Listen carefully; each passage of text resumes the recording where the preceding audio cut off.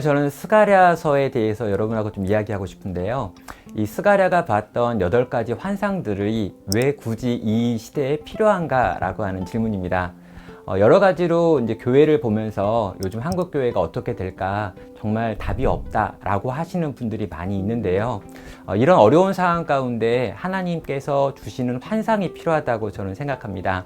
왜냐하면 이 스가랴서가 쓰여졌던 배경이 이스라엘 백성이 돌아와서 성전을 재건하려고 하는데요. 그 재건하려고 하는 이 과정에서 좌절하고 그 뒤 16년이 지난 다음에 다시 재건하는 작업 속에서 정말 이전에 지었던 그 솔로몬의 성전이라고 하는 거대하고 화려한 성전에 비해서 너무나 부족한 지금 자기들이 짓고 있는 성전을 보면서 우리가 짓는 이 초라한 성전에 하나님이 돌아오실까라고 하는 질문이 있었기 때문입니다.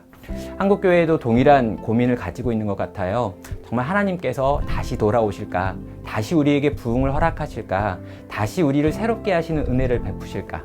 그런 고민을 가지고 있는 우리들에게 이 스가랴가 우리에게 들려주는 이 8가지 환상은 내가 너희에게 다시 돌아오겠다라고 하는 것을 이야기해주는 환상들이기 때문입니다.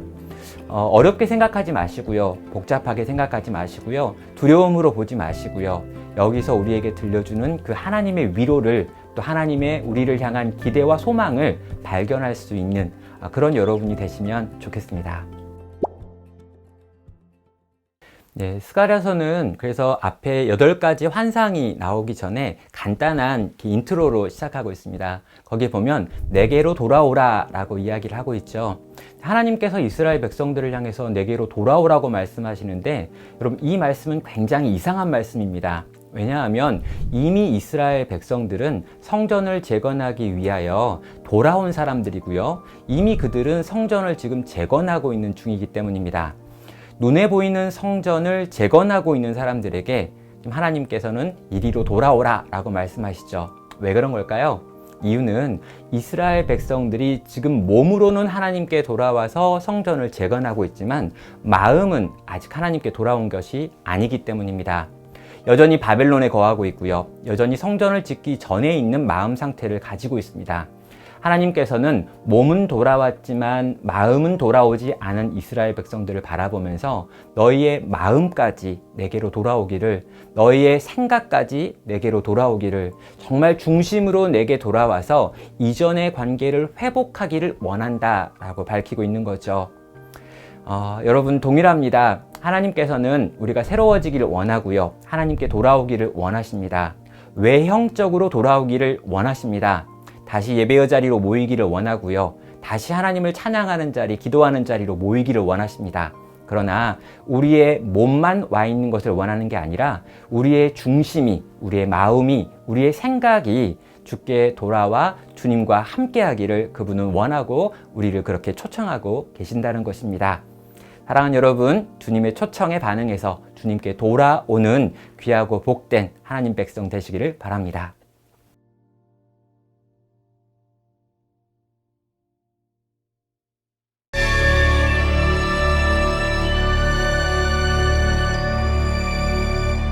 이 스가랴서와 관련해서 특별히 환상 속으로 좀 들어가 보면은요, 이 환상들이 8개가 나오고 있습니다. 그런데요, 이 8개의 환상들이 규칙이나 순서가 없이 우리에게 펼쳐지는 것들이 아니고요.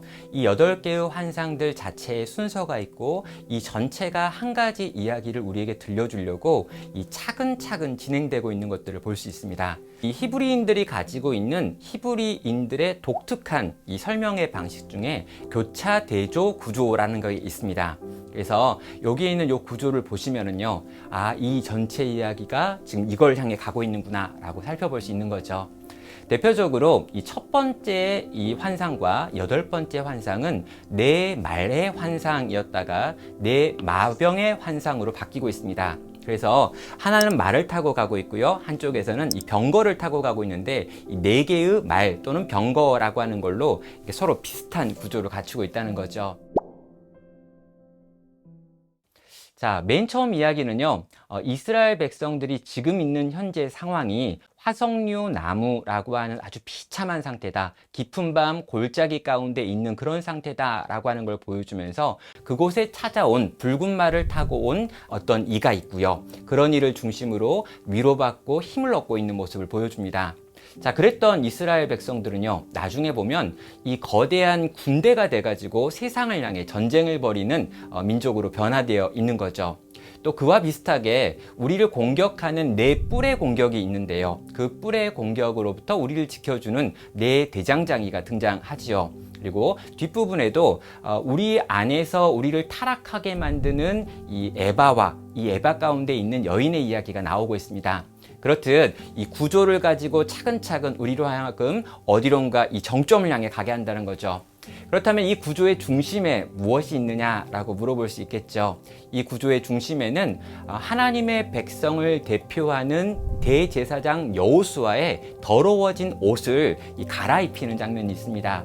여러분, 하나님의 백성 이스라엘의 더러워진 옷을 갈아입힌다라고 하는 것은 하나님께서 우리를 용서하시고 우리의 죄를 사하시는 이야기를 담고 있는 거죠. 그리고 이 일을 위하여 누군가 우리에게 보내진 분이 있습니다. 또 이런 우리가 어떤 존재가 되는가에 대해서 이야기하면서요, 우리 성령님을 의미하고 상징하는 이야기가 등장하지요. 황금으로 되어 있는 금촛대가 있고 그 금촛대 위에 기름이 공급되어지고 그 공급되어지는 기름을 보내고 있는 두 감람나무 이야기가 등장하는 겁니다.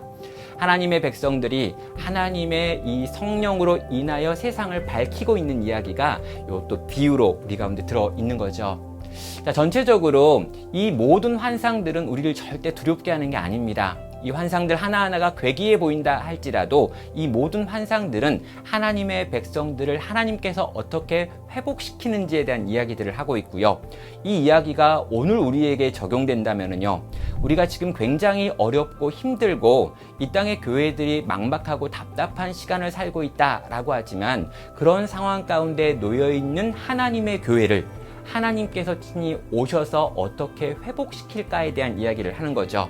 그래서 그 유명한 이야기 여러분 기억하실 텐데요. 힘으로도 되지 아니하고 능력으로도 되지 아니하고 오직 여호와의 영으로 되느니라 라고 하는 요 메시지를 우리에게 들려주는 것입니다. 사랑하는 여러분, 정말 힘들고 어려울 때요, 우리가 무언가 꿈을 꿔야 합니다. 꿈을 꾸지 않으면요, 이 현실에 눈에 보이는 것들만 바라본다면요, 우린 답답해하고 낙심하고 절망하는 것으로 하루하루를 살 수밖에 없죠. 그럴 때 우리에게 필요한 건 하나님께서 만드신 하나님의 꿈입니다. 여기에 있는 이 환상들 하나하나를 우리의 마음에 좀 새기셨으면 좋겠고요. 그렇게 새겨진 그 이야기들과 그 꿈들이 나로 하여금 다시 숨쉬게 하고 다시 한번 위로를 얻어 또 한번 그의 능력에 사로잡혀 살아가기를 결단할 수 있게 만들기를 원합니다.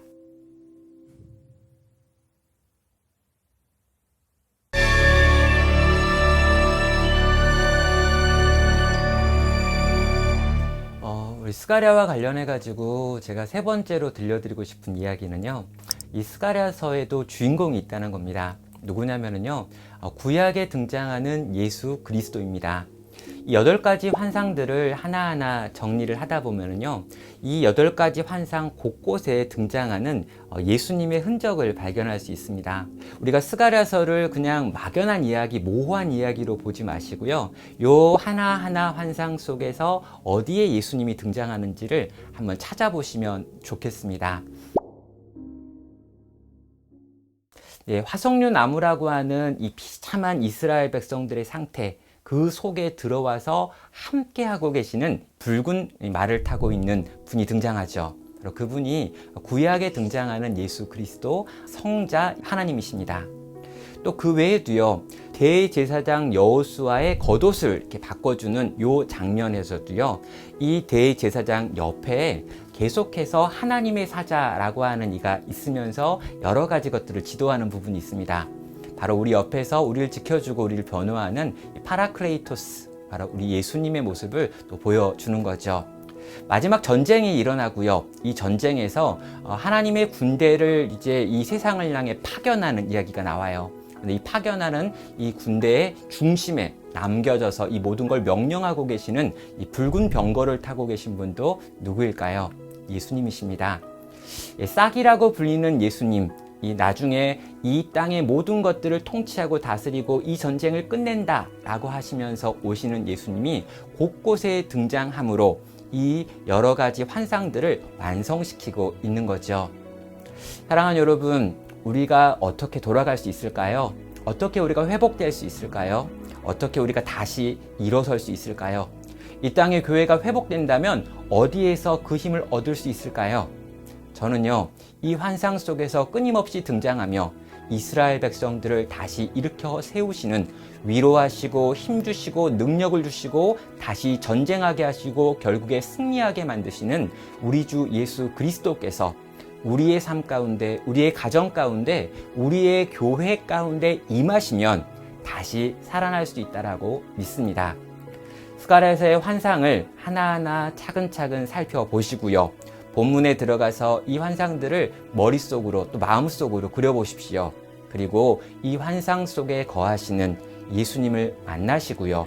그 예수님을 붙들고 우리에게 주어져 있는 오늘이라고 하는 현실 속에서 또다시 힘을 내어 살아갈 수 있는 하나님의 백성들, 그 백성들 되시기를 주님의 이름으로 축원합니다.